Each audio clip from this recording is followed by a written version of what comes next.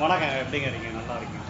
புதிதாக வியாபாரம் செய்பவர்களே, நிச்சயமாக புரிந்து கொள்ளுங்கள். நீங்கள் பார்க்கக்கூடியது முதலில் தோல்வியை மட்டும்தான். பலர் இந்த தோல்வியிலிருந்து ஐயோ இந்த வியாபாரம் நமக்கு ஒத்து வராது என்று எண்ணி விலகிக் கொள்கின்றனர். ஆனால் உங்களுடைய அனுபவம் அந்த தோல்வியினால் மட்டுமே ஏற்படுகிறது என்பதை புரிந்து கொள்ளுங்கள். நீங்கள் மிக மிக மெதுவாக ஆமை போல நகருங்கள். நீங்கள் நகர நகர நகர நகர அந்த வியாபாரத்திற்கான யுக்தி உங்களுக்கு தெரிந்துவிடும். உங்களிடம் ஒரு 1000 ரூபாய் இருக்கிற அதற்கேற்ற முதலீடை போடுங்கள். நீங்கள் முதலீடு போட்டு உங்களுக்கு முதலீடு செய்ய பணம் இல்லை என்றால் சிறுக சிறுக சிறுக முதலீடு செய்யுங்கள். நீங்கள் அப்படி செய்யும் பொழுது அந்த வியாபாரம் உங்களுடைய பயணிக்கும். நீங்கள் அதனோடு பயணிக்க பயணிக்க பயணிக்க அந்த வியாபாரம் உங்களுக்கு நண்பனாகும். புரிந்து கொள்ளுங்கள், வியாபாரம் என்பது நிச்சயமாக எளிதல்ல.